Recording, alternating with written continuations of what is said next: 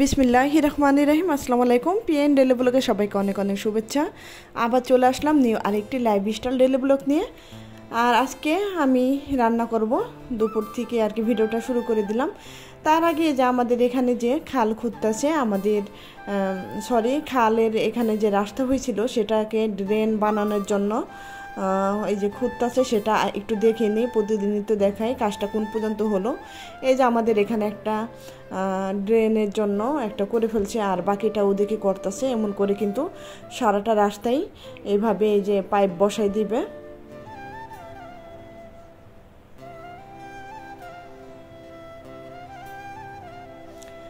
আশা করি ভিডিওটা ভালো লাগবে। ভালো লাগলে প্লিজ একটা লাইক দিয়ে ভিডিওটা দেখা শুরু করে। আজকে আমি মজার একটা রেসিপি বানাবো, পটল ইলিশ। আর এই রেসিপিটা সবারই পছন্দ খুব। আর তার আগে একটু ঘুরে দেখাই নেই আমাদের চারিপাশে। আর আমাদের ওখানে সাপের খুবই শোনা যাচ্ছে, মাইকিনও করে গেছে আজকে যে রাসেল ভাইপার এই সাপটার খুবই আতঙ্কে আছি আমরা। আতঙ্কে আর কি ঘুম আসতেছে না। তারপর তো সিলেটবাসীর ওখানে বন্যা, তাদের জন্য তো অনেক অনেক দোয়া করি আমরা। তো তাও একটু শান্তিতে আছি। সিলেটবাসীদের ওখানে ঠিকমতো কুরবানির ঈদও করতে পারি নাই আমরা, সবাই তাদের জন্য অনেক অনেক দোয়া করব। তারপরে যে চলে আসলাম এখানে, দেখো কত জঙ্গল, ভয়ে জঙ্গলের এখানেও যাই না, সবজিও তুলি না। আর এই যে দেখো সামনে একটা উস্তা হয়ে আছে, এটাকে ছিঁড়ে নিলাম। সাপের ভয়ে কোনো দিকে যাচ্ছি না, এত আতঙ্কে আছি সবাই। রাত্রে বোধহয় ঘরে থাকলেও মনে হয় যে সাপ দৌড়ে চলে আসতেছে। আর এই সাপটা বলে খুবই ভয়ঙ্কর, আর ভয় পায় না। দূরে কেউ মানুষ দেখলে বলে দূরে এসেই কামড় দেয়, আর খুব ভয়াবহ বিষ। আর সিলেটবাসীদের জন্য তোমরা সবাই দোয়া করো, আমিও দোয়া করি। এদের দেখলে চোখের পানি ধরে রাখা যায় না, কষ্ট দেখলে। যেমন তাদের পানি তেমন তাদের সাপের অত্যাচার। পানির সাথেই তো সাপ আসতেছে শুনতেছি। আর খুবই খুবই কষ্ট, খুবই খারাপ লাগে। আর এই যে একটু বড় আপুর বাসায় আসছিলাম, বড় আপুর বাসায় থেকে এসে এই যে এটা বড় আপুর বাসা। আমার বাসা তো দেখলে সবাই তো জানোই। তারপর চলে গেলাম দুপুরে রান্না করতে ইলিশ মাছ দিয়ে। আজকে রান্না করব পটল দিয়ে আর ডাল, সিম্পল রেসিপি, আর কিছু করব না। ডাল, টমেটো ডালটা তো বসিয়ে দিয়েছিলাম। এই যে দেখো ডাল ঘুটনি দিয়ে একটু ঘুটে নিলাম। তারপর ডালটা রসুন পেঁয়াজ দিয়ে বাগার দিয়ে নেই।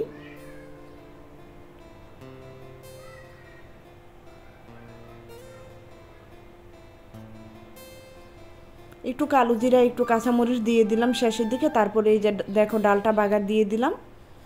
ডালে একটু কালো জিরা দিলে কিন্তু খুবই ভালো লাগে।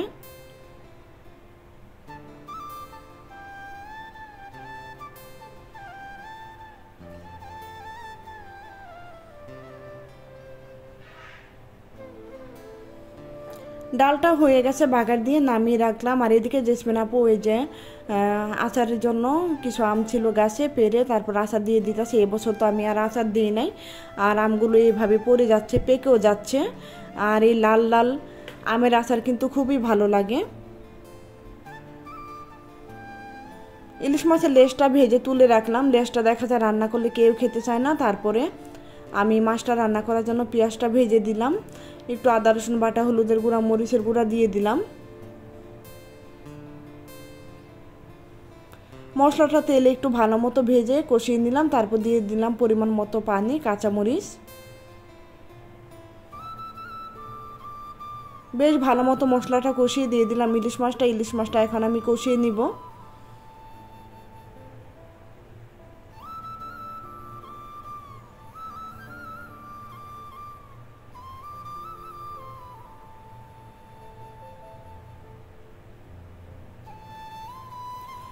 ইলিশ মাছটা তো কষানো হয়ে গেছে, এখন আমি তুলে রাখবো। আর মশলাগুলোর মধ্যে আমি পটলটা কষিয়ে নিব।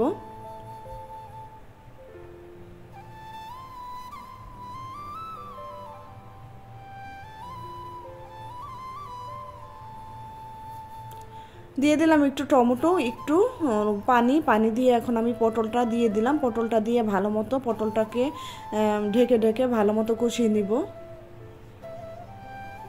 আশা করি ভিডিওটা ভালো লাগছে। যাদের ভালো লাগছে প্লিজ সাবস্ক্রাইব করে পাশে থেকে যেও। আর কেউ বলো না বন্ধু হয়েছি, বন্ধু হয়ে পাশে আছি, কিংবা এত মিনিটের ভিডিও তোমরা টাইমটা ফিক্সড করে দাও। অনেকে আবার বলো যে এত নাম্বার কমেন্ট করলাম, এগুলো কেউ করো না প্লিজ। আমার চ্যানেলটার অনেক সমস্যা, অনেক ক্ষতি হচ্ছে, ভিউ কমে যাচ্ছে। আর আমার একজনে এত সুন্দর একটা কমেন্ট করেছে কালকে, কমেন্টটা পড়ে আমার এত ভালো লেগেছে যা বলার মতো না। আমাকে খুব আর কি সান্ত্বনা দিছে যে ইউটিউব চ্যানেলে যদি টিকে থাকতে হয় ধৈর্য ধরতে হবে, ধৈর্য ধরলে একদিন ইনশাল্লাহ সফলতা আসবে। আর এত সুন্দর করে আমাকে দেওয়ার জন্য তাকে অসংখ্য ধন্যবাদ কমেন্ট করার জন্য। আর এদিকে দেখো এই যে আমের আচারটা আমি একটু হলুদ মরিচের গুঁড়া দিয়ে আর সিদ্ধ বসাই দিলাম, সিদ্ধ করে পানিটা একটু ফেলে দিব, তারপরে রোদে শুকাই নিব, এইভাবে আচারটা দিব। আর এদিকে এই যে পানি ঝুলের জন্য পানি দিয়ে দিছি পটলে, পানিটা কিন্তু হয়ে গেছে, বলক উঠে গেছে, তাই এই যে মাছটা দিয়ে দিলাম। আর মাশাল্লাহ এইভাবে পটল দিয়ে ইলিশ মাছ রান্না করলে খুবই টেস্ট হয়। আর কালকে আমি আমার ভিডিও ছাড়তে পারি না, একটু অসুস্থ ছিলাম, তাই খুব আর কি ভালো লাগে না ভয়েস দিতে কিংবা ভিডিও করতে, তোমরা কিছু মনে করো না।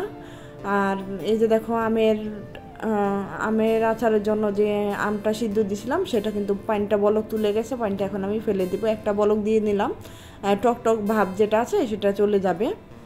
এই যে দেখো পানিটা ফেলে দিলাম, ফেলে দিয়ে একটা পাত্রে এই যে রেখে দিলাম। আর পাত্রে রেখে দিয়ে তারপরে এখন একটু চিনি দিয়ে দিব পরিমাণ মতো। আর কালকে সরষা বাটা, আদা রসুন বাটা আর অল্প একটু হলুদ দিব, হলুদ দা তো সিদ্ধই করেছি। তারপরে এগুলো বেটে রোদে 2 দিন শুকিয়ে আমি আর কি আচারটা দিয়ে দিব, তেল দিয়ে পাঁচফোড়ন দিয়ে আচার দিয়ে দিব। এই যে রোদে দিয়ে রাখলাম 2 দিন, আর কি চিনির যে পানিটা আছে সেই পানিটা শুকাই যাবে, তাহলে আচারটা খুব ভালো থাকবে, 1 বছর পর্যন্ত কোনো নষ্ট হবে না এইভাবে রোদে আচার দিলে। রোদ ছাড়াও দেওয়া যায়, রোদ যখন আসে তার জন্য আমি রোদে দিয়ে দিলাম। আর ওদিকে তো পটলের তরকারিটা তো হয়ে গেছে। আর এখন আমি দুপুরের খাবারটা খেতে বসে গেলাম।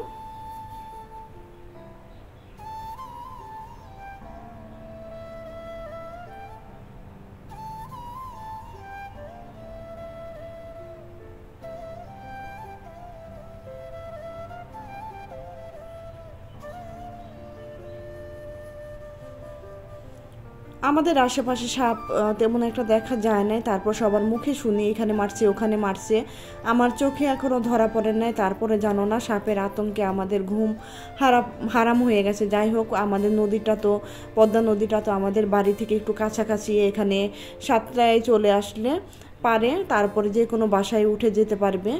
আর কোথায় থাকে না থাকে সেটা নিয়ে বাচ্চাদের নিয়ে খুবই ভয়, বাচ্চারা তো কথা শুনে না, যতই বলি না কেন রাত্রে বের হও, কোচিংয়ে যায়, টর্চ মেরে বের হও, ওরা দেখা যায় চোখে এখনও দেখা নাই, তাই কোনো ভয় পায় না। আজকে যখনই মাইক দিয়ে অ্যানাউন্স করে গেল তখন তো ভিতরে আরও আতঙ্ক শুরু হয়ে গেল।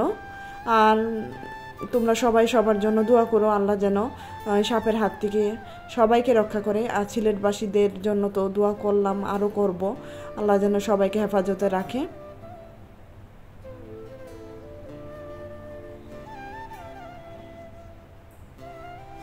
দিনে দিনে ভিউ ওয়াচ টাইম একদম কমে যাচ্ছে, এই নিয়ে টেনশনে আরও ভিডিও করতে ইচ্ছা করে না। যাই হোক, হাল ছাড়লে হবে না, ইনশাল্লাহ উপর আল্লাহ চাইলে একদিন সফলতা দিবে। তোমরা আমার মতো যারা হাল ছেড়ে দিতে চাও কেউ হাল ছেড়ো না, ভিডিও দিতে শুরু করো, দেওয়া শুরু করো, আর ভিডিও বানাও প্রতিদিন, একটু কষ্ট হলেও আল্লাহ একদিন সফলতা দিবে।